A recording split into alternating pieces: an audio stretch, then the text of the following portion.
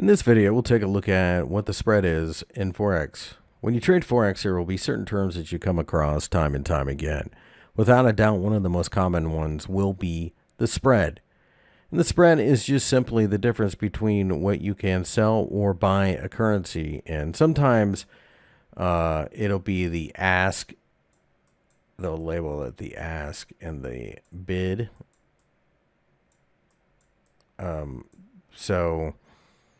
For example, there are buyers willing to step in and buy the Australian dollar against the Canadian dollar at this price. They are, and sellers are asking this, and then there'll be a spread. In this case, 2.2 pips.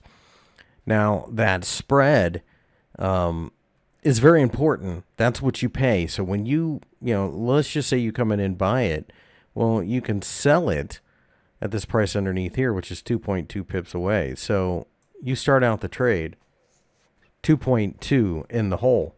Same thing if you sell it.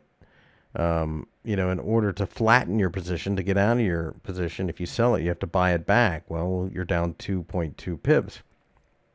And the spread can be fixed. It can be variable. You can see it just tightened up there to 1.9, so it was a little bit better. So that's something to be aware of. The spread is important over the longer term more than the short. So for example, let's just say you're trading with what they call a fixed spread broker. And let's just say here it's, we'll just call it 2.6. Well, 2.6, if you trade this pair 100 times this year, even if all 100 of them were profitable, you still have a 2.6 pip spread where you didn't make any money. That was your break-even point. So that's 260 pips over the course of the year that you give up in gains. So it is important to have a relatively tight spread. You'll also notice, depending on the market, you may or you may not have a decent spread. Aussie dollar, Hong Kong dollar has a spread of 14. Not a huge surprise because it's not a very popular pair.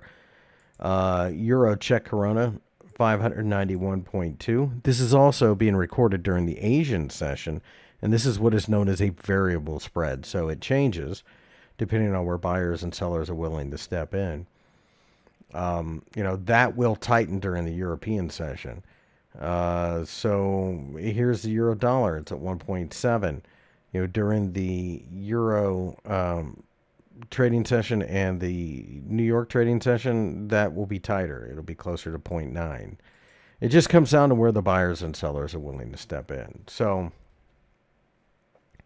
as we see this, the question is, what's a good spread? Well, a good spread is as tight as it can possibly be. Now, keep in mind, though, the variable spreads can change drastically. So here I have euro dollar at 1.5 in the middle of Asian trading.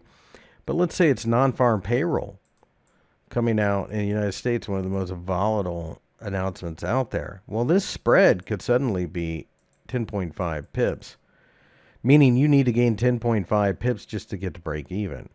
So be aware of the fact that a variable spread does have that. Now, there are shops out there that have fixed spreads where it's always 1.3 or whatever.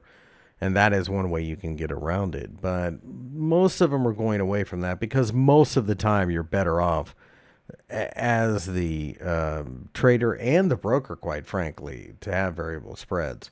In a situation where they have a fixed spread of, say, 1.6 and the actual spread's 10.6, well, they're eating a huge loss on that trade because a lot of times they'll make the difference between the bid and the ask. They just keep that commission for themselves.